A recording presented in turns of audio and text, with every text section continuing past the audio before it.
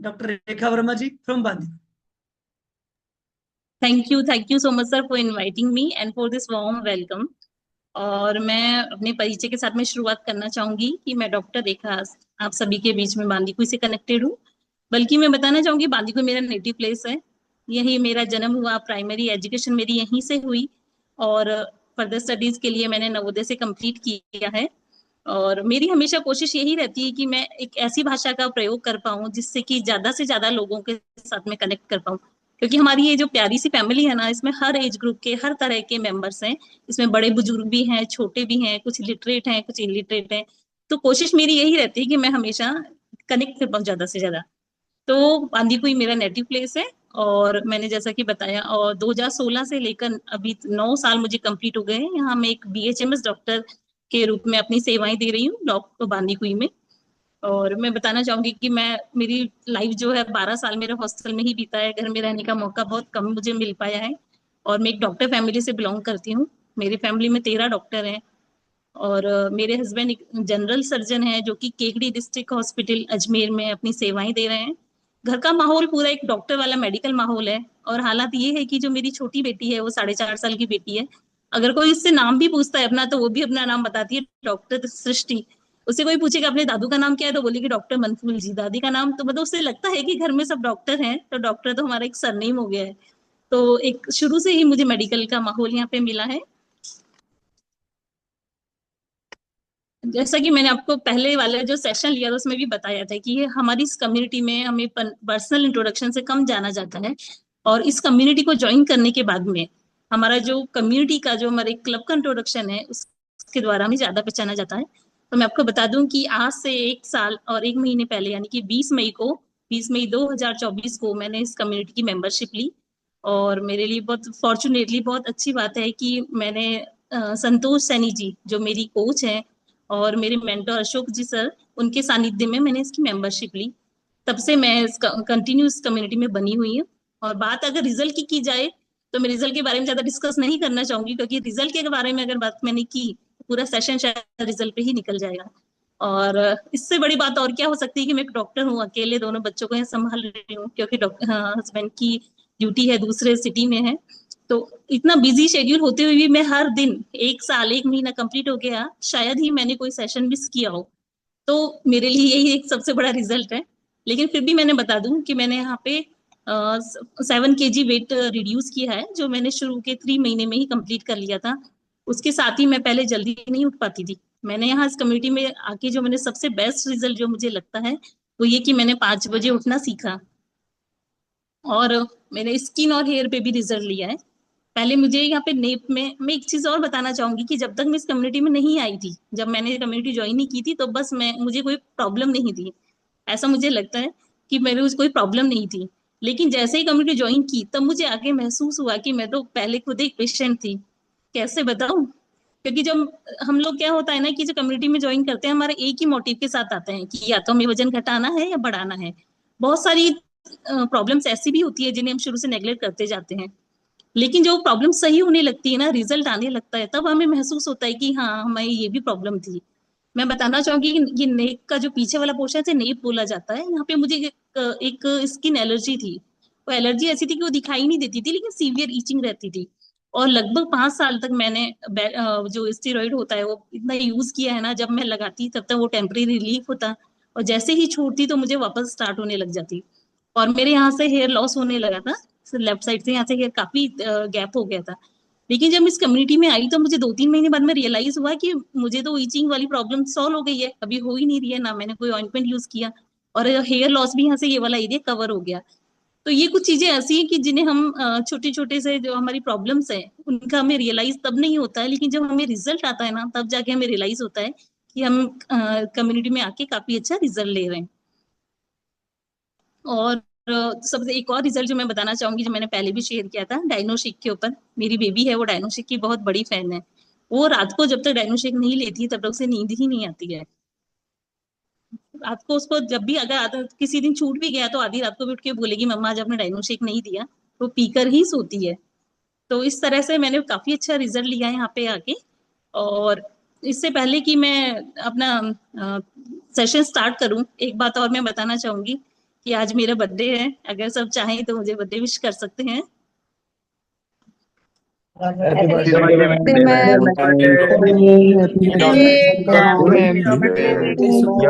Ma'am. Happy birthday, ma'am. Happy birthday.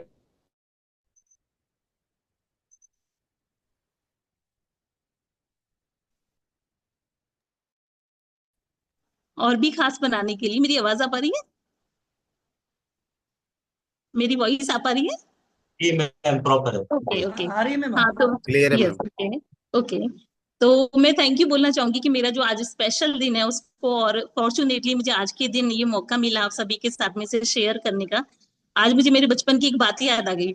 मैं बताना चाहूंगी, जब मैं बचपन में छोटी थी तो मेरा जब भी बर्थडे होता था तो मैं रोती थी बर्थडे वाले दिन। बर्थडे वाले दिन तो सारे बच्चे खुश होते हैं लेकिन मैं रोती थी। तो मम्मी मुझे बताती है कि मैं इसलिए रोती थी क्योंकि मेरा बर्थडे वैकेशन में आता है। मेरे सारे फ्रेंड्स, सारे क्लासमेट स्कूल में अपना बर्थडे सेलिब्रेट करते थे और मेरा बर्थडे वैकेशन में आता था तो मैं सेलिब्रेट नहीं कर पाती थी। तो मैं बहुत रोती थी कि मुझे तो मौका ही नहीं मिलता। तो मम्मी ने क्या शुरू किया कि जब मेरा वैकेशन स्टार्ट होती थी उससे जस्ट वैकेशन स्टार्ट होने के लास्ट डे स्कूल में मेरा बर्थडे सेलिब्रेट करवाती थी मम्मी। तो वही आदत मेरी शुरू से लेकर कॉलेज तक रही है। जब भी वैकेशन स्टार्ट होने लगते थे तो मैं पहले ही अपना प्री बर्थडे सेलिब्रेशन करती थी।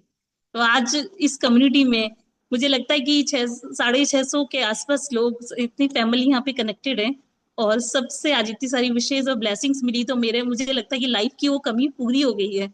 जो चीज मैं हमेशा फील करती थी कि मुझे सबके साथ बर्थडे सेलिब्रेट करने का मौका नहीं मिलता, तो आज सभी के साथ सेलिब्रेट करके मुझे बहुत अच्छा लग रहा है और आज का दिन मेरे लिए बहुत मेमोरेबल बन गया है। तो चलो, बहुत हुआ बातें, अब हम सेशन स्टार्ट करते हैं अपना। तो हमारा आज का टॉपिक है मेंटल हेल्थ। मेंटल हेल्थ को एक बहुत वास्ट टॉपिक है एक्चुअली। इसे इतने कम समय में समझा पाना बहुत ही मुश्किल है क्योंकि ये बहुत बड़ा टॉपिक है। लेकिन फिर भी जैसे कि आज का सिनेरियो है, आज जो सबसे ज्यादा पैर पसार रही है जो बीमारी मेंटल हेल्थ, उसके बहुत सारे सब टाइप्स है। तो हम कोशिश करेंगे कि थोड़ा थोड़ा सबके बारे में जानें। इससे पहले हम कुछ आंकड़ों के बारे में जान लेते हैं कि मेंटल इलनेस की इस दुनिया में और क्या रेशो है, क्या इसकी सिचुएशन है।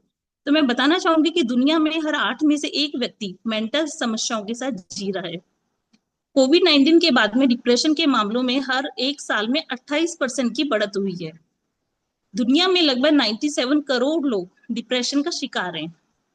भारत में 4.5% लोग डिप्रेशन से जूझ रहे हैं और इनमें से ज्यादातर लोगों को इलाज भी नहीं मिल पा रहा।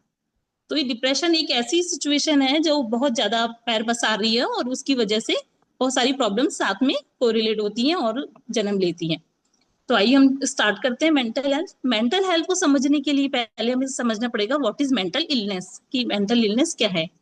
तो a mental health disorder is any disorder that causes a person to experience different behavior than their norms or an altered mood or pattern of thinking। कि जो पेशेंट जो सफर कर रहा है मेंटल इलनेस से, तो उसका सब कुछ एकदम चेंज हो जाएगा, मतलब नॉर्मल से अब नॉर्मल हो जाएगा। उसको बिहेवियर, उसकी थिंकिंग, उसकी एक्टिविटीज, जो भी उसका मूड स्विंग्स हैं, तो हर चीज अब नॉर्मल हो जाएगी। नेक्स्ट स्लाइड हम देखते हैं। मेंटल जो डिसऑर्डर है उसके बहुत सारे टाइप हैं। तो इनमें से कुछ कॉमन टाइप्स मैंने यहाँ पे सर्च करने की कोशिश की है, जिसमें पहला आता है डिप्रेशन। डिप्रेशन, जैसे कि हम सभी जानते हैं कि डिप्रेशन एक ऐसी बीमारी है जिसमें आदमी बहुत ज्यादा अवसाद में गिर जाता है, निराशा में गिर जाता है, इसे निराशा भी कहते हैं। इसके बारे में डिटेल में हम आगे पढ़ेंगे, पहले हम कुछ टॉपिक वैसे कंफर्म कर लेते हैं। सेकेंड है पैनिक डिसऑर्डर। पैनिक डिसऑर्डर का मतलब है किसी पेशेंट को बार बार अटैक आना, भय का अटैक आना, बहुत ज्यादा घबरा जाना। वो चाहे किसी भी प्लेस पे हो, चाहे वो घर में हो, मे बी वो बाहर हो, ट्रेन में ट्रेवल कर रहा हो, ये पैनिक डिसऑर्डर से कभी भी आ सकते हैं। नेक्स्ट है शाइजोफ्रेनिया। शाइजोफ्रेनिया एक ऐसी सिचुएशन है जिसमें पेशेंट रियलिटी को एक्सेप्ट नहीं कर पाता है। इसके बारे में हम आगे डिटेल में पढ़ेंगे। इसके भी दो टाइप होते हैं। तो शाइजो वो अपनी एक अलग ही दुनिया में रहता है, अपनी एक वर्चुअल दुनिया में रहता है, हम कह सकते हैं। नेक्स्ट है post traumatic stress disorder.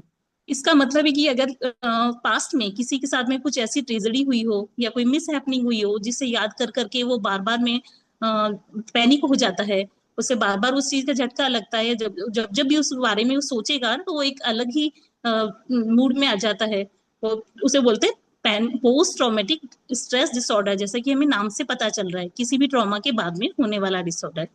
Next है बाइपोलर डिसऑर्डर।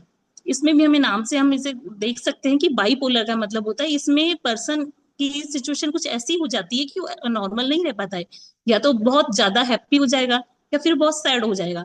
कभी कभी वो बहुत ज्यादा सोएगा और कभी कभी होगा कि उसे नींद ही नहीं आएगी। कभी कभी होता है कि वो बहुत ज्यादा खाएगा या फिर कभी कभी उसे भूख ही नहीं लगेगी, तो बाइपोलर डिसऑर्डर हो जाता है। इसमें दोनों ही तरह की सिचुएशन होती है, बहुत एक्सिस में या फिर बहुत मिनिमम होना। नेक्स्ट है डिमेंशिया। डिमेंशिया जैसे हम लोग सुनते आए हैं, डिमेंशिया का छोटा सा अगर मैं एक्सप्लेन करना चाहूँ तो याददाश्त का लॉस होना, मेमोरी लॉस हो जाना। नेक्स्ट स्लाइड हम देखते हैं।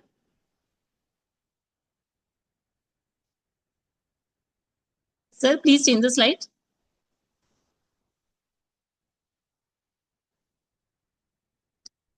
Sir please change the slide.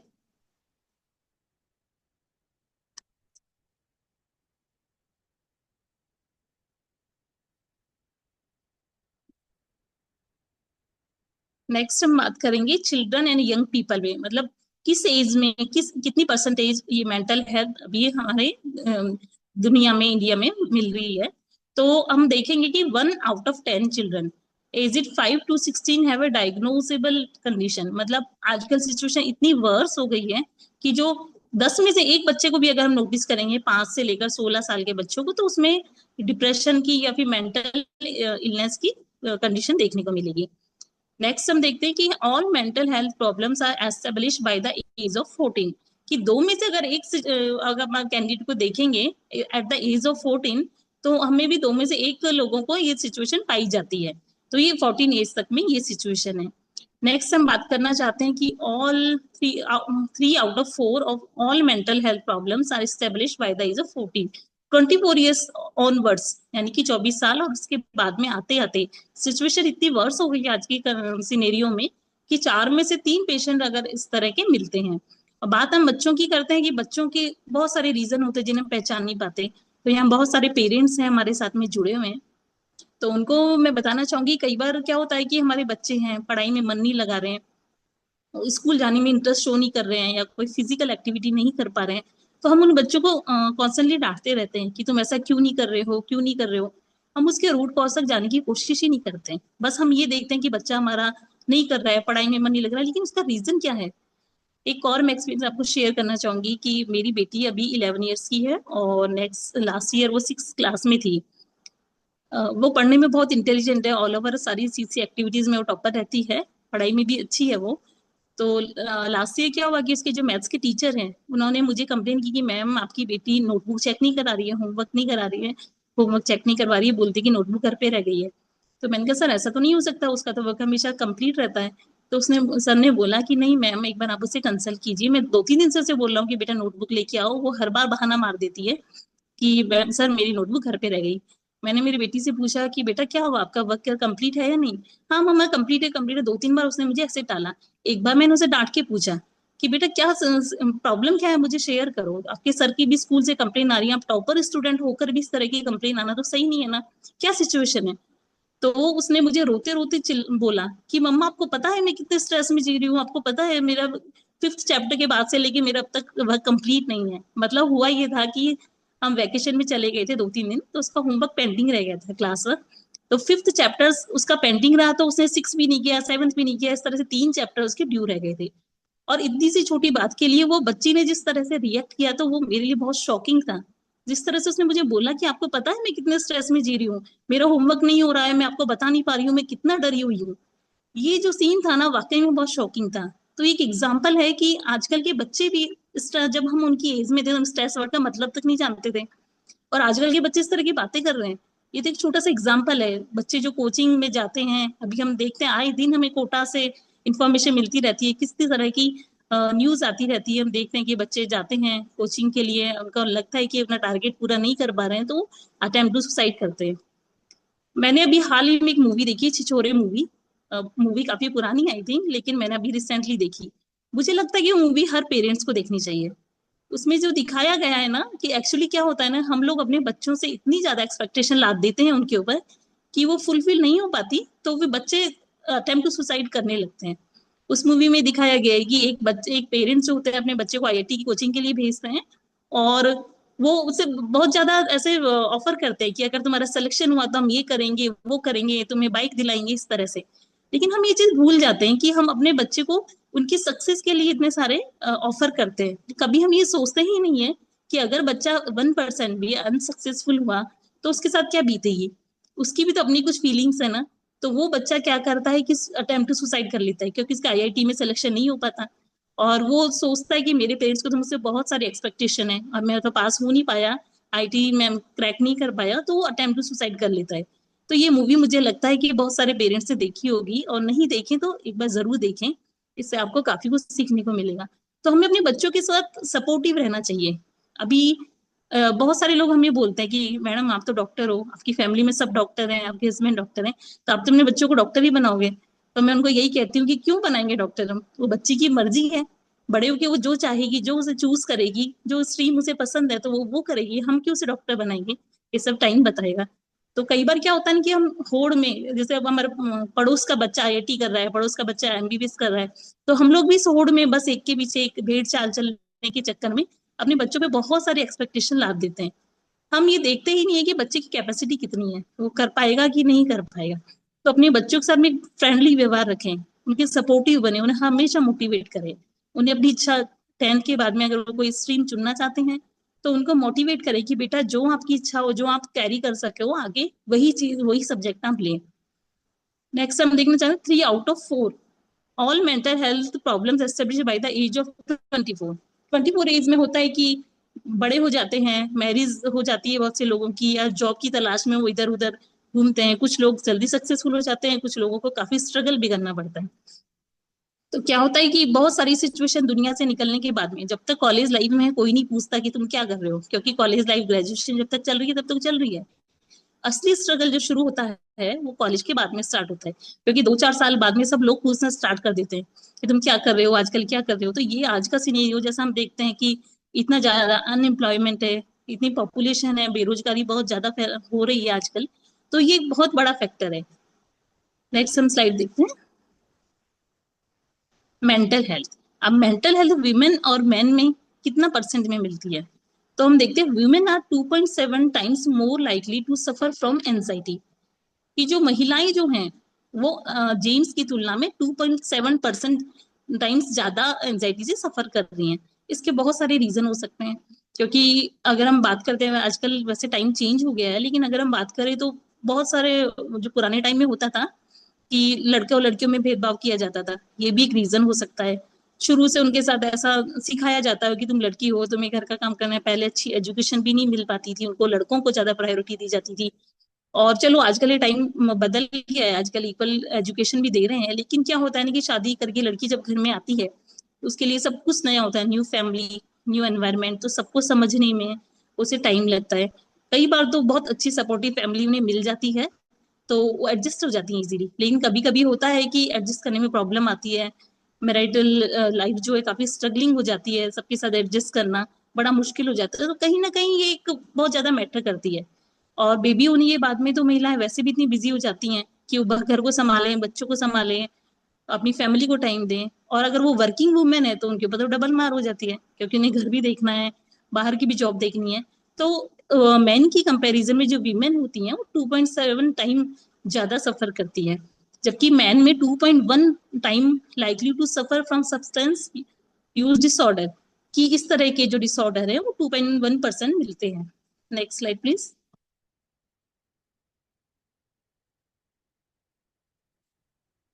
Yes, अब हम डिटेल में बात करेंगे। फर्स्ट जो कैटेगरी आती है डिप्रेशन। तो what is the symptoms of depression, कि डिप्रेशन क्या है और इसको हम कैसे पहचानेंगे। तो डिप्रेशन का जो मेन सिम्टम्स है, कॉन्स्टेंट फीलिंग ऑफ सैडनेस, जो भी पेशेंट है वो बहुत हमेशा हमेशा दुखी रहेगा, हमेशा कॉन्स्टेंट फीलिंग्स में दुखीपन, कभी भी वो पॉजिटिव नहीं रह पाएगा, निगेटिव फीलिंग्स उसके अंदर रहेगी।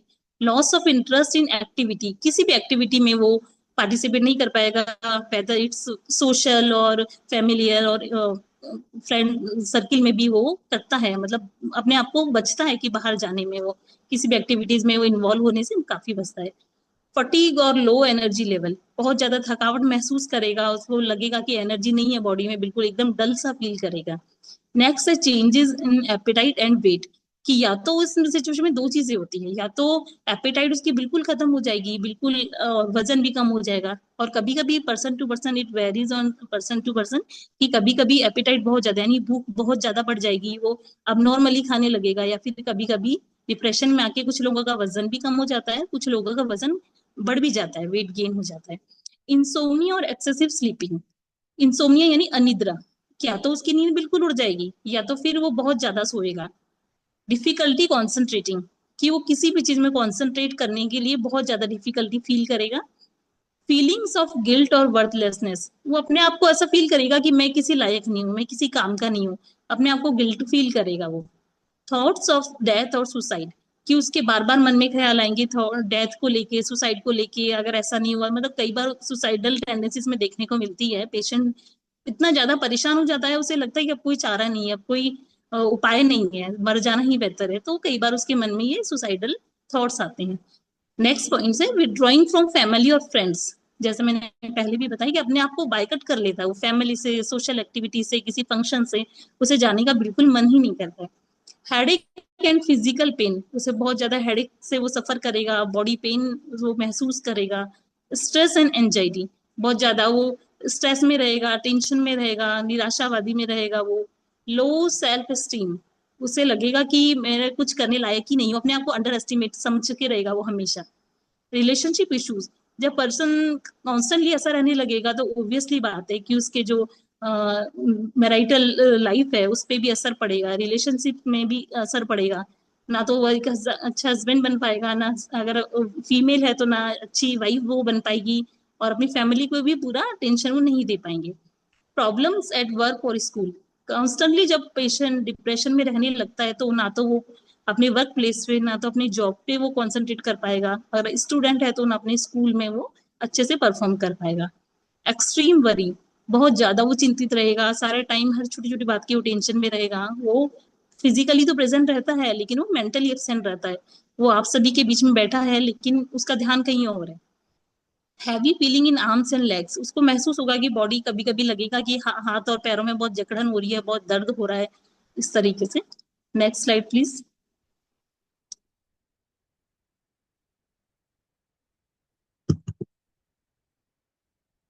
नेक्स्ट स्लाइड है एंजाइटी डिसऑर्डर। तो एंजाइटी डिसऑर्डर भी एक बहुत बड़ा इसका एक टाइप है।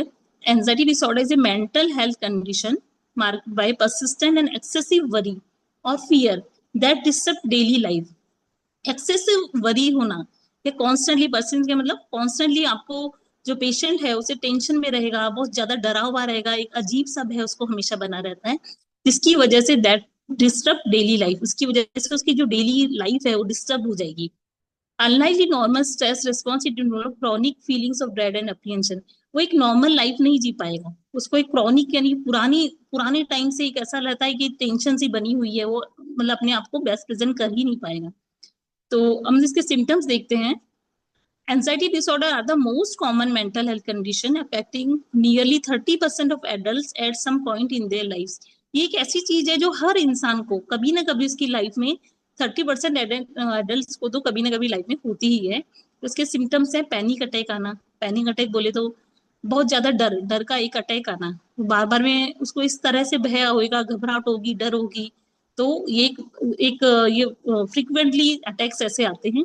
रेस्टलेसनेस यानी बेचैनी होना, ऐसा पेशेंट कभी भी नॉर्मल नहीं रह पाएगा, उसको बार बार बेचैनी होती रहेगी। फियर एंड अनइजीनेस, हमेशा डरा हुआ रहेगा, हमेशा अनकंफर्टेबल वो रहेगा। रैपिड हार्ट बीट जिसे टैकीकार्डिया कहते हैं, उसकी धड़कन बहुत ज्यादा बढ़ने लगेगी, मतलब हमेशा उसकी धड़कन ऐसा लगेगा कि अबनॉर्मली उसका दिल धड़क रहा है, उसे बोला जाता है टैकीकार्डिया।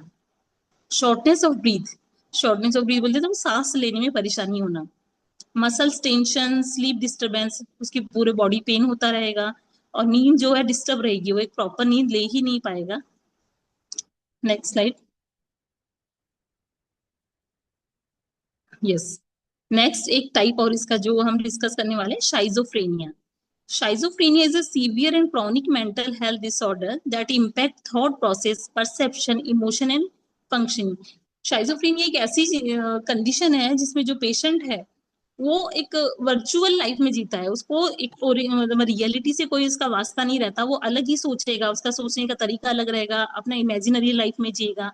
उसके कई सारे टाइप्स होते हैं। पहला hallucination, sensory experience without external stimuli. Example hearing voices. Suppose कोई पेशेंट, कोई पर्सन अगर बैठा, उसे लग रहा है कि कोई मुझे बुला रहा है, जबकि वहां कोई है नहीं, कोई उसे बुला नहीं रहा है, लेकिन उसे हेलुसिनेशंस आते हैं विदाउट एक्सटर्नल स्टिमुलाई, यानी कोई वो हो नहीं रहा है, लेकिन वो इमेजिन करेगा कि शायद मुझे कोई आवाज लगा रहा है। महिलाएं हैं तो बच्चा सो रहा है तो मुझे शायद लगता है कि बच्चा रो रहा है। इस तरह की वो कुछ होता नहीं है, लेकिन वो एक इमेजिनरी एक ऐसा वो बना लेते हैं कि उनको लगता है कि कोई मुझे बुला रहा है, कुछ कुछ हो रहा है जो एक्चुअल में है भी नहीं। नेक्स्ट होता है डिसऑर्गेनाइज थिंकिंग, मतलब वो कुछ भी सोचेगा, अगर वो बोलने इनकोहेरेंट और फ्रेगमेंटेड स्पीच, अगर वो बोलेगा किसी से बात करेगा तो एक प्रॉपर सेंटेंस वो बोल ही नहीं पाएगा, आधा अधूरा बोलेगा, सेंटेंस कंप्लीट किया नहीं कि उससे पहले कुछ और बात बोलने लग जाएगा, तो उसका जो थिंकिंग है वो डिसऑर्गेनाइज हो जाती है। नेक्स्ट है negative symptoms, reduce emotional expression, social withdrawal. Okay, तो नेगेटिव सिम्टम्स में बहुत ज्यादा आने लगते हैं, वो कुछ भी बहुत ज्यादा निगेटिव सोचने लगता है, बहुत ज्यादा इमोशनल हो जाता है, कभी खुश होगा, कभी रोएगा, कभी सैड होगा, कभी छोटी छोटी बातों में भी खुश हो जाएगा। नेक्स्ट इसका एक टाइप है डेल्यूजन। डेल्यूजन एक बहुत ही इंपॉर्टेंट, इसके बारे में हमें जानना बहुत जरूरी है, क्योंकि इसको अगर हम एक शब्द में अगर मैं इसे एक्सप्लेन करूं तो इसे हम कह सकते हैं शक। इसमें पेशेंट को शक की बीमारी हो जाती है, और बीमारी इतनी खतरनाक हो जाती है कि वो उसे एक्सप्लेन कर पाना, दूसरा चाहे उसे कितना भी क्लियर करने की कोशिश करे, वो उस बात को समझ ही नहीं पाता है।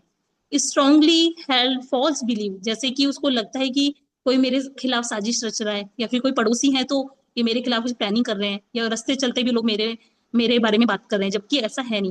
और कभी कभी तो सिचुएशन इतनी वर्स हो जाती है कि जो लाइफ स्पॉइल हो जाती है, यानी हस्बैंड वाइफ है वो अपनी लाइफ पार्टनर में शक करने लग जाते हैं कि इसका कहीं और अफेयर है, या मेरे लिए वो फेथफुल नहीं है। इस तरह की सिचुएशन बहुत ज्यादा देखने को मिलती है, तो उसकी वजह से उनकी पूरी लाइफ स्पॉइल हो जाती है। इसमें इसे एक सिंगल शब्द में बोला जाए तो शक बोल सकते हैं हम इसे। तो ये बहुत क्रिटिकल सिचुएशन होती है। नेक्स्ट स्लाइड हम देखते हैं। Bipolar disorder, yes, bipolar disorder is characterized by abnormal changes in mood and energy level. The mental illness is more dramatic than mild mood swing. इसमें जो पेशेंट का मूड इतना fast mood swing करता है कि हम समझ ही नहीं पाते हैं। कभी कभी वो बहुत ज्यादा सोएगा, कभी उसे नींद ही नहीं आएगी, कभी कभी तो इतना इजीली हैप्पी हो जाएगा, एक छोटी सी बात पे बहुत खुश होने लगेगा, हमें लगता है कि बहुत खुश है ये, लेकिन कभी कभी तो इतना दुखी हो जाता है। कभी बहुत ज्यादा एबनॉर्मली वो खाएगा, कभी उसे भूख ही नहीं लगेगी। तो बाइपोलर दोनों तरह के इसमें डिसऑर्डर देखने को मिलते हैं, बहुत इजीली इसमें मूड स्विंग्स होते हैं। Next slide please. Yes, obsessive compulsive disorder, जिसे हम शॉर्ट में ओसीडी बोला जाता है, और आपने शायद बहुत ज्यादा सुना भी होगा, और डेफिनेटली मैं बोल सकती हूँ कि हमारे घर में एक ना एक पर्सन तो इससे सफर करता है और इजीली मिल जाता है। इसकी हम पहचान कैसे करेंगे? कभी आपने देखा होगा अपने घर में बहुत लोग ऐसे होते हैं कि किसी भी चीज को मतलब कंफर्म करने के लिए बार बार रिपीटेडली वो काम करेंगे। अगर किसी को हैंड वॉश करना है तो एक बार हैंड वॉश कर लिए, फिर बार बार करेंगे, बार बार करेंगे। और चेकिंग करना, चेकिंग मतलब जैसे कहीं बाहर जाना है और आपने देखना, उसने लाइट ऑफ कर दी, स्विच ऑफ कर दिया, लाइट फैन सब ऑफ कर दिए, तो भी बार बार आके चेक करेंगे कि स्विच ऑफ है कि नहीं। कहीं घर से बाहर अगर जा रहे हैं, लॉक कर दिया, तो भी बार बार उस चीज को चेक करना है लॉक किया कि नहीं। तो ये बार बार ये चीजें होती हैं, रिपीटेडली ये चीज होती है, तो इतना ऑब्सेसिव हो जाता है वो कि उसे विश्वास नहीं होता है कि काम हुआ या नहीं हुआ। नेक्स्ट है काउंटिंग, किसी भी चीज को बार बार काउंट करेगा। सपोज कीजिए वो अगर पैसे गिन रहा है तो एक बार गिन लिया, दो बार गिन लिया, लेकिन उसे विश्वास नहीं होता कि करेक्ट काउंटिंग की है, तो बार बार अगेन एंड अगेन वो काउंटिंग करता है। नेक्स्ट है मेंटल रूमिनेशन, कि वो कुछ भी ऐसा सोचेगा और वो कुछ भी ऐसा अपना अलग इमेज बना लेता है। नेक्स्ट है क्लीनिंग एंड वॉशिंग, कि उसे क्लीनिंग और वॉशिंग का इतना मैनिया होता है ना कि वो अगर कपड़े धुले हैं, एक डॉट भी उसमें लग गया तो नहीं पहनेगा, इसे वापस धुलवाओ। वॉशिंग, एक डस्ट का भी पार्टिकल कहीं नजर आ गया तो उसे क्लीन करो। बच्चों के टॉयज हैं तो वो अरे गंदे पड़े हैं, बच्चों को एलर्जी होगी, तो बहुत ज्यादा ऑब्सेसिव होता है वो। नेक्स्ट आता है होर्डिंग। होर्डिंग का मतलब होता है अननेसेसरी अनवांटेड चीजों को इकट्ठे किए जाना। किसी किसी की हैबिट होती है कि कुछ चीजें यूजफुल नहीं है उनके लिए, तो लेकिन वो फिर भी इकट्ठे किए जाते हैं, कि वो फेंकते नहीं है ना, वो कबाड़ी वाले को देते ही नहीं, ये काम आएगा काम आएगा, चाहे वो आपके कपड़े हो, बर्तन हो, अनयूजफुल बुक्स हो। तो होर्डिंग एक ऐसा सिम्टम्स है जिसमें पेशेंट सामान कलेक्ट किए जाता है, चाहे वो उसके लिए काम का हो या ना हो, लेकिन बस उनको कलेक्ट किए जाता है, तो ये एक एबनॉर्मल सिचुएशन होती है। तो these are common compulsion of people with obsessive compulsive disorder. ये इस तरह की जो भी चीजें हैं और हमारे घर में भी देखने को मिल जाती हैं। आप वॉच कीजिए कि हमारे फैमिली में भी कोई ना कोई ऐसे मेंबर होते हैं जिन्हें ट्रस्ट नहीं होता, घर से बाहर अगर वो जाएंगे तो बार बार वो चेक करेंगे लॉक किया नहीं किया, स्विच ऑफ किया नहीं किया, गैस ऑफ किया नहीं किया। तो ये सब ओसीडी में आते हैं। Next slide please. Yes, dementia. Dementia भी एक मेंटल इलनेस का एक टाइप है। तो इसमें बहुत सारी चीजें, बहुत सारे सिम्टम देखने को मिलते हैं कि मेमोरी लॉस होना। ये तो सीधा सा हम जानते हैं कि डिमेंशिया का मतलब ही होता है लॉस ऑफ मेमोरी। याददाश्त धीरे धीरे धीरे धीरे कम होने लगती है। मिसप्लेसिंग आइटम, कि किसी भी आइटम को कहीं पे भी रख दिया, फिर उसको ढूंढते रहना कि मेरी वॉच कहाँ गई, मेरा मोबाइल कहाँ गया। हम बहुत जल्दी क्विकली भूल जाते हैं चीजों को रखना। सोशल चेंजेस, ऐसा पर्सन जो होगा वो सोसाइटी से बिल्कुल कट जाएगा और अपने आप को अपनी प्रेजेंस नहीं दिखाता है, वो जाना पसंद नहीं करता है। पर्सनैलिटी और मूड चेंजेस, उसका पर्सनैलिटी और मूड बार बार चेंज होता रहता है। कभी वही जो सारे मेंटल डिसऑर्डर में जो मैंने बताए कि कभी खुश होना, कभी दुखी होना, इस तरह के। प्रॉब्लम सॉल्विंग चेंजेस, किसी भी चीज की कोई भी प्रॉब्लम आती है तो इतना इजीली वो उसको सॉल्व नहीं कर पाता है। अल्टर्ड जजमेंट, वो अपना कोई डिसीजन भी नहीं ले पाता है। विजुअल इमेज चेंजेस, कि वो जो भी देखता है तो उसको वो अपने माइंड में क्लैरिफाई नहीं कर पाता है। स्पीच और राइटिंग चेंजेस, कि वो कुछ भी मतलब बोलेगा तो पर्टिकुलर कुछ बोल नहीं पाता है, कि कुछ बोला अधूरा बोला, या जब अपनी बात को क्लियर नहीं कर पाता है, लोगों को समझा नहीं पाता है, कि ये भी एक डिमेंशिया के टाइप है।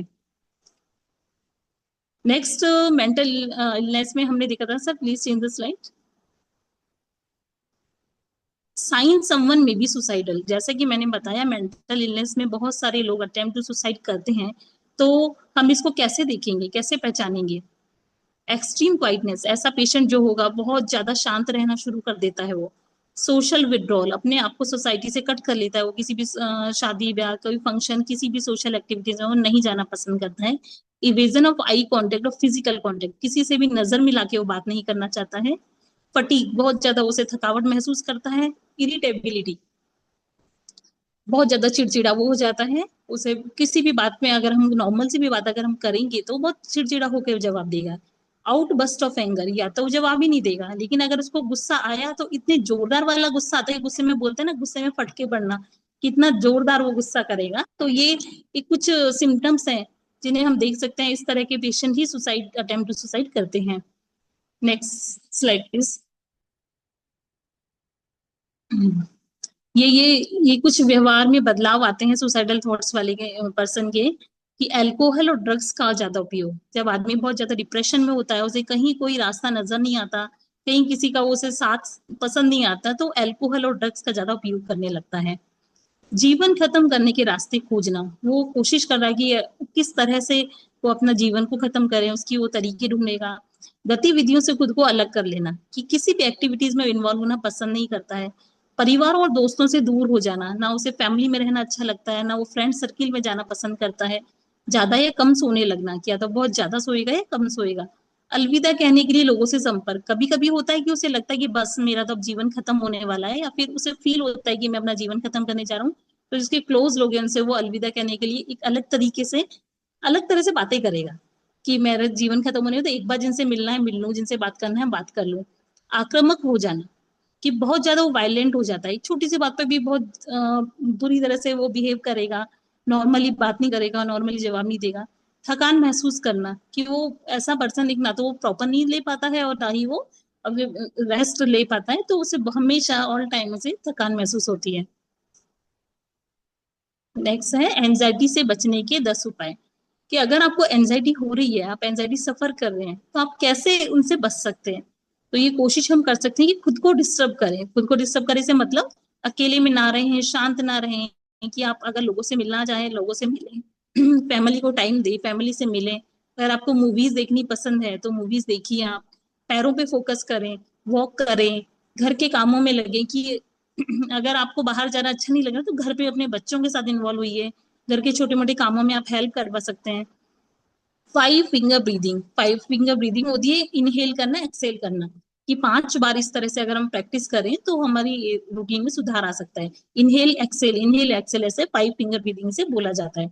प्रकृति से जुड़े, अगर आपको गार्डनिंग करना पसंद है, प्लांट्स लगाना पसंद है, तो कोई ना कोई अपनी एक हॉबी जरूर चुने, ताकि उसमें आप बिजी रहें, इन्वॉल्व रह सकें।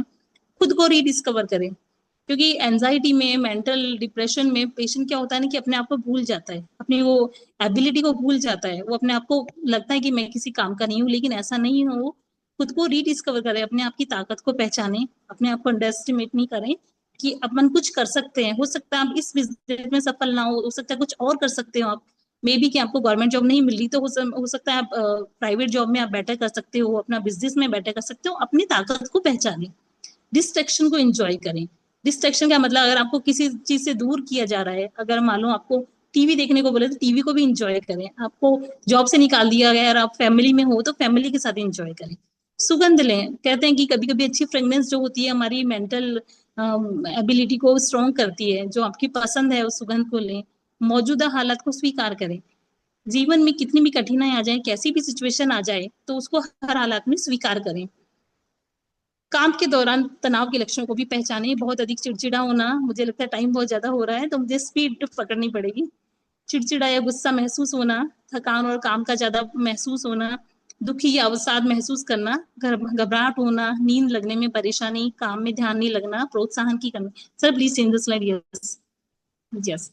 तो काम के दौरान जो तनाव के लक्षणों को भी पहचाने। ये हमें, यह और जो हमारी फैमिली मेंबर्स है ये उनके लिए है। अगर आपके घर का कोई मुखिया या चाहे वो आपका पति हो, बेटा हो या फादर हो, अगर आपको ये चीजें आप उनमें पाते हैं, इस तरह के सिम्टम्स आप उनमें नोटिस करते हैं, तो उनको फुली सपोर्ट करें। कि अगर वो चिड़चिड़ा हो रहे हैं, गुस्सा हो रहे हैं, या फिर थकान पहले से ज्यादा थकान होने लगी है, किसी काम में कॉन्सेंट्रेट नहीं कर पा रहे हैं, तो आपको ये पूरी फैमिली की जिम्मेदारी बनती है कि उन्हें मोटिवेट करना। कभी भी उन्हें अकेला ना छोड़े, चाहे लाइफ में कितनी अप्स एंड डाउन्स आए, चाहे बिजनेस छूट जाए, लेकिन कभी भी उनको हमेशा सपोर्ट करके रहे। कभी कभी देखने में आता है कि आजकल जो ये डाइवोर्स वाली सिचुएशन आ रही है कि हस्बैंड की जॉब नहीं है, डाइवोर्स हो गया, शादी के 1-2 साल में डाइवोर्स हो गया, काम छूट गया, एक्सपेक्टेशन पूरी नहीं हो पा रही है तो डाइवोर्स हो गया। तो ऐसा नहीं है। एक वाइफ की जिम्मेदारी बनती है अपने हस्बैंड को हर हाल में, हर चीज, हर परिस्थिति में एक्सेप्ट करें, उनका सपोर्ट बने, उनके मोटिवेट करते रहें। तो हम मेंटल हेल्थ पे कैसे, sir please change the slide. Mental health पे हम कैसे ध्यान दे सकते हैं कि व्यक्त करें, जो अपने मन में कुछ ना रखें, कि अपना जो भी एक्सप्रेस करें, जो दिल में है लिख के दें। चुपचाप सहते ना रहें, खुद के लिए वक्त निकालें। कि जो भी आपकी हॉबीज है, कि आपको गार्डनिंग पसंद है, ड्राइंग पसंद है, लिखना पसंद है, जो भी है, अपने लिए अपने को इम्पोर्टेंस दें, अपने लिए टाइम निकालें। मेंटल हेल्थ सुधारने के लिए हम क्या कर सकते हैं? पर्याप्त, सर चेंज द स्लाइड। पर्याप्त नींद लें, अकेलेपन से बचें, हेल्दी खाना खाएं, नई गतिविधियां मन लगाएं। पूरे शरीर पर होता है तनाव का असर। ओके, अब ये जो 5 तरीके यहाँ बताए गए हैं, क्या आप में से किसी के पास इसका एक सॉल्यूशन है 5 पॉइंट्स का? मेरे पास है। मैं आपको बताना चाहूंगी कि ये जो पॉइंट्स आप देख रहे हैं ना, पर्याप्त नींद लें, अकेलेपन से बचें, हेल्दी खाना खाएं, नई गतिविधियों में मन लगाएं, और पूरे शरीर पे होता है तनाव का असर। इन सब का एकमात्र सॉल्यूशन है हमारी, आप क्लैपिंग कर सकते हैं, एनसीसी। एनसीसी हमारी ये सारी जो 5 पॉइंट्स हैं इन सबकी पूरी फैसिलिटी प्रोवाइड करवाती है। इसके बारे में आगे हम डिटेल में बात करेंगे। यस। देखिए, दिमाग को खुश करने के कुछ और भी तरीके होते हैं कि फोन को डालें डिब्बे में, स्क्रीन टाइम कम करें। कि आजकल होता है कि ऑल टाइम फैमिली को टाइम नहीं दे रहे, हम फोन में लेट नाइट तक लगे रहते हैं, रील्स पे रील्स देख के टाइम वेस्ट कर रहे हैं। तो ये चीज हमें स्क्रीन टाइम कम करना पड़ेगा। खुद पर ज्यादा प्रेशर ना डालें, थोड़ा टहल कर आए, कसरत करें, एक्सरसाइज करें, थोड़ा वॉकिंग करें, सोने से पहले किताबें पढ़ें मोबाइल देखने की जगह, लोगों से बातचीत करें, फैमिली में फ्रेंड्स के साथ इन्वॉल्व रहें। और सबसे जरूरी बात, हेल्थ एक्सपर्ट हेल्प से ना घबराएं। अगर आपको जरूरत है तो आप किसी भी हेल्प ले सकते हैं, किसी भी अपने, यहाँ बहुत सारे कोच हैं, हम कोच से भी हेल्प ले सकते हैं। Next slide please. यस। अब आप सब मिलकर एक बार जोरदार क्लैपिंग कीजिए, क्योंकि हमारी कम्युनिटी को ज्वाइन करने के बाद में कम्युनिटी हमें ये तीनों चीजें हमें प्रोवाइड करवाती है, जिसमें एक है स्लीप एनहेंस, एक है night works and brain health. कि जो भी मेंटल हेल्थ से सफर कर रहे हैं, मेंटल इलनेस से सफर कर रहे हैं, तो उनके लिए सबसे इंपॉर्टेंट होता है पर्याप्त नींद लेना। लेकिन आजकल क्या होता है ना कि प्रॉपर नींद नहीं ले पाते हैं, बहुत सारे लोग इंसोम्निया से सफर कर रहे हैं, उन्हें नींद नहीं आ पाती है। तो उसके लिए हमारी कम्युनिटी थैंकफुल है हमेशा मार्क्यूस सर का, जिन्होंने हमें ये एक आइडिया दिया है और ये हमें प्रोवाइड करवाया है, स्लीप एनहेंस। जिन्हें नींद की समस्या है तो एक बार उसे जरूर ट्राई करें, इससे आप प्रॉपर और बेहतर नींद ले पाएंगे। नींद भले ही कम हो, लेकिन वो एक हेल्दी नींद हो। नेक्स्ट आता है नाइट वर्क्स। ये भी एक नींद के लिए एक सप्लीमेंट है कि अगर इसे आप ले रहे हैं, आपकी डिस्टर्ब नींद है, कितना चिड़चिड़ापन है, थकावट है, वो जो भी है, लेकिन स्लीप एनहेंस से आप प्रॉपर नींद ले पाएंगे। नेक्स्ट है ब्रेन हेल्थ। ब्रेन हेल्थ, अगर कोई वीक है या फिर कुछ मेंटल डिसेबिलिटी से वो सफर कर रहा है तो उसके लिए हम इसे यूज कर सकते हैं। ये वृद्धि लाइफ का प्रोडक्ट है। ओके, तो ये थे हमारे कुछ चीजें, और मैंने बहुत कोशिश की है क्योंकि ये जैसा कि मैंने पहले आपको बताया, मेंटल हेल्थ बहुत बड़ा टॉपिक है। इसे इतना इजीली इतने कम टाइम में एक्सप्लेन कर पाना बहुत ही मुश्किल है। तो ये मेरा एक ब्रीफ मैंने कोशिश की है कि आपके सामने पहुंच सकता हूँ। टाइम बहुत ज्यादा हो गया है, so I have to say bye. और thank you sir, thank you so much for giving me the opportunity to be a part of such a wonderful event. Thank you so much. क्या बात है, एक बार जोरदार बोले तो जोरदार clipping करेंगे मैम। क्या जबरदस्त सेशन रहा हमारा।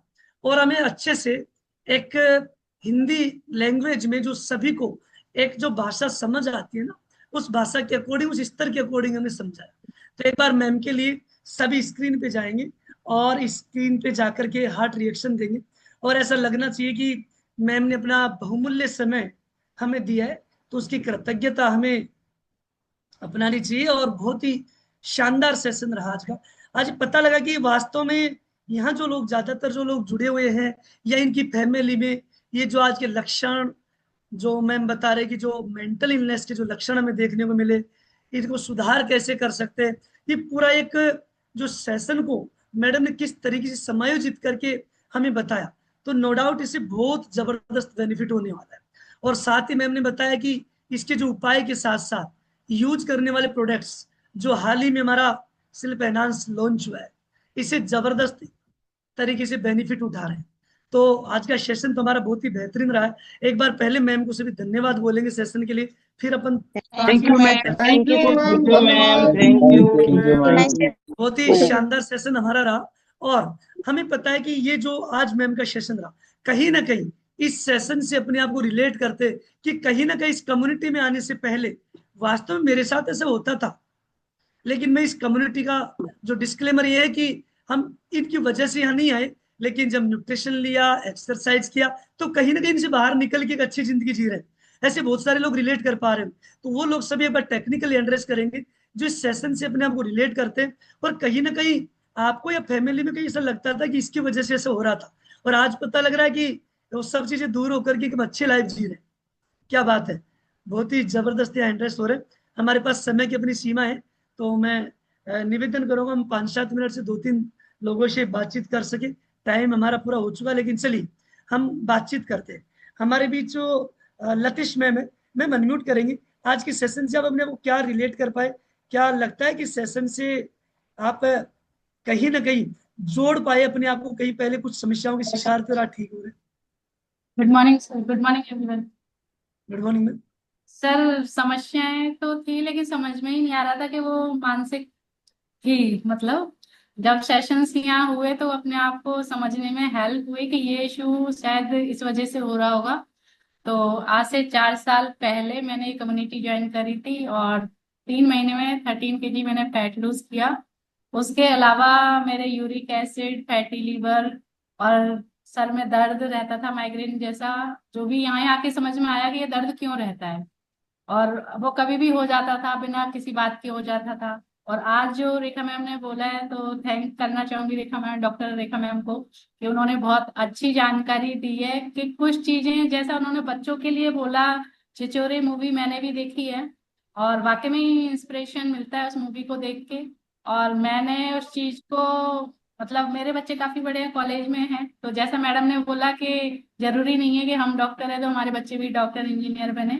उनकी जो इच्छा हो, उस चीज में कोरिलेट कर रही थी मैं अपने आप को कि हाँ, यहाँ आके कम्युनिटी में आके मैं कम्युनिटी को ही बोलूंगी, डिसीजन लिए बच्चों के लिए, उसमें कहीं ना कहीं हमारी इस कम्युनिटी का रोल रहा। मेरे बच्चों ने उनकी इच्छा जाहिर करी। मैं कोटा में रहती हूँ, यहाँ डॉक्टर इंजीनियर के लिए पेरेंट्स ट्रांसफर करवा के आते हैं, और कुछ हमारी भी इच्छा ऐसी ही थी कि मेरे बच्चे डॉक्टर इंजीनियर बने। लेकिन जब बच्चों ने बोला कि नहीं, हमें डॉक्टर इंजीनियर नहीं बनना है, तो मैंने उनकी बात सुनी और हस्बैंड को भी समझाया कि नहीं, हमारे बच्चे, उनका जो इच्छा है, जिस फील्ड में वो जाना चाहते हैं, हम उनको वही करवाएंगे, क्योंकि वो उसमें 100% दे सकते हैं। और क्या उसके लिए मैं बहुत खुश रहती हूँ, और डिसीजन पे अपने आप पे और हस्बैंड को भी लगता है कि हाँ, हमने इस कम्युनिटी से बहुत पॉजिटिव चीजें सीखी हैं जो अपनी फैमिली के लिए बहुत फायदेमंद है। क्या बात तो है, क्लिपिंग करेंगे मैम के लिए। इनका भी बिफोर आफ्टर दिखाया था सर ने, देख पा रहे थे अब कितना जबरदस्त है। बता रहे हैं कि लगी नहीं रही कॉलेज में इनके बच्चे पढ़ रहे हैं, देख पा रहे है ना। एज का कैसा है कि ट्रांसफॉर्मेशन यहाँ से हो जाता है, और बहुत ही जबरदस्त तरीके से सभी अपने आप को चेंज कर रहे हैं, अपनी मेंटल हेल्थ को ऐसे ठीक कर रहे हैं, और बहुत सारे रिजल्ट्स हमारे बीच यहाँ पर है। और उसी क्रम में हम देख पा रहे हैं जो स्क्रीन पे अच्छे से है मुस्कुराते हुए बैठे होंगे, उनसे मैं बात करना चाहूंगा। हमारे बीच प्रवीण जी सर है। प्रवीण जी एक बार अनम्यूट करेंगे अपने आप को, और आज गुड के मॉर्निंग सेशन सर। से क्या रिलेट कर गुड पाए आप? Morning sir. सर आज के गुड। सेशन से सर बहुत मैंने अपने आप को भी रिलेट किया सर, क्योंकि जैसे मैम ने बताया कि जब हम डिप्रेशन में रहते हैं तो अपने आप को अलग सारी दुनिया से अलग समझने लगते हैं। तो सर कुछ मेरे साथ में भी ऐसा ही हुआ है, क्योंकि कुछ ऑफिशियल प्रॉब्लम की वजह से ऐसा चलता था कि अपने आप को मैं अलग ही महसूस करने लग गया था, और कहीं ना कहीं मैं स्क्रीन में या मोबाइल में अपना टाइम दूर करने लगा था। तो सर थैंक्स करता हूँ इस कम्युनिटी का कि जो मुझे प्यारी सी कम्युनिटी मिली, कि जिसके माध्यम से मैंने यहाँ से अपना जो डिप्रेशन भी दूर किया, साथ में जो मैं आया तो अपने वेट के लिए था, लेकिन मुझे और भी हेल्थ इश्यूज थे सर, वो भी मेरे काफ़ी दूर हुए। तो मैंने सर यहाँ से अपना 21 kg वेट लॉस किया। और जो डिप्रेशन का मेरा था कि हमेशा मैं अपने आप को अकेला महसूस करता था, तो जब ये प्यारी सी कम्युनिटी मिली, परिवार मिला, तो सर अब हैप्पी रहने लगा, और सर आज बहुत अच्छा लगता है। और मैं क्या तो बात हमेशा थैंक्स कहूंगा एनसीसी का, और जो मेरे वेलनेस कोच है ममता मोहन सर, उनका, कि जिनके माध्यम से सर आज मैं अपनी एक हेल्दी लाइफ जीता हूँ। क्या बात है, क्लैपिंग करेंगे एक बार जोरदार सर के लिए। सर बता पा रहे हैं कि कहीं ना कहीं हमारे जो जिंदगी में जहां भी हम किसी भी क्षेत्र में किसी भी सेक्टर में हम जब काम करते हैं, तो कहीं ना कहीं हम किसी न किसी तरीके की जो समस्याओं से, कहीं ना कहीं जो आती हुई चुनौतियों से, कहीं ना कहीं जो आज समस्याएं उनसे ग्रसित हो जाते हैं। लेकिन इस कम्युनिटी में होने के बाद वापस से ऐसा लगता है कि कहीं ना कहीं हम एक अच्छे राह की ओर चल रहे हैं। और इसी क्रम में हमारे बीच से बड़े एक्साइटेड दिख रहे दिलीप कुमार जी। दिलीप जी एक बार अनम्यूट करेंगे आप? सर नमस्कार। ये सारी चीजें जो नमस्कार। मैडम ने बताई है, मैं इन चीजों को फेस कर चुका, और ये मेरी किस्मत है, मेरा सौभाग्य है कि मैंने सुसाइड की कोशिश की और मैं बच गया। 2022 में मैंने वो एक्सीडेंट कर लिया था खुद का। ड्रिंक कर रखी थी। कारण ये था कि मेरी फैमिली, मेरे पिताजी 2021 में एक्सपायर हुए। फिर कुछ मेरे फैमिली से हुए, 2 बच्चे और बीवी चली गई। इसके बाद में आदमी मरने की सोचेगा। इस दरमियान सिस्टर भी इसी 2022 में खत्म। तो मेरे पास जीने का कोई आधार नहीं था, न कोई जॉब थी। जॉबलेस हो गया था, क्योंकि कोरोना में ऐसा निकाल दिया गया था।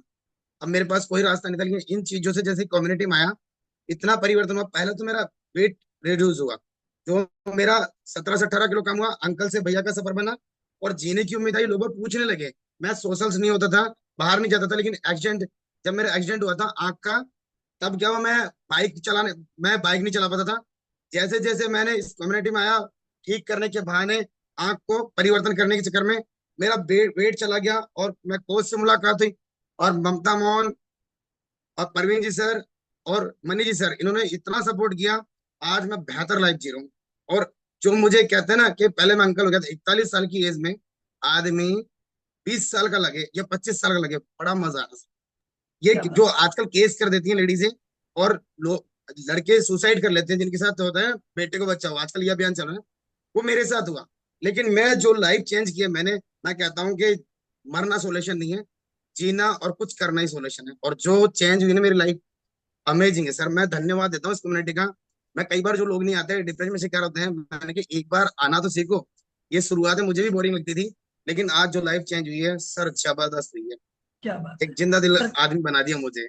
क्या बात है सर, बता पा रहे हैं कि कितना जब सर का एक्साइटमेंट, और सर का जो देख पा रहे हैं कि जो एक तरीके जो उत्साह है और ये जो बदलाव है ना, वो अंदर से झलक रहा है। और सर की एज जो 41 साल की एज में बता रहे हैं कि मैं 20 साल से, हम महसूस ही नहीं करे, सच में लग भी रहे हैं सर। तो नो डाउट ये जो सारा सिस्टम जो चेंजेज हुआ है, ये सारा इस एनसीसी की देन है।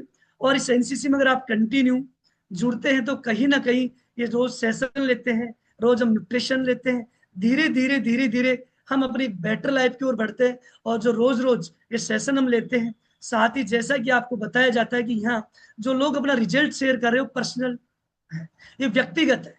ये इससे किसी का कोई जरूरी नहीं, सभी का अलग हो सकता है।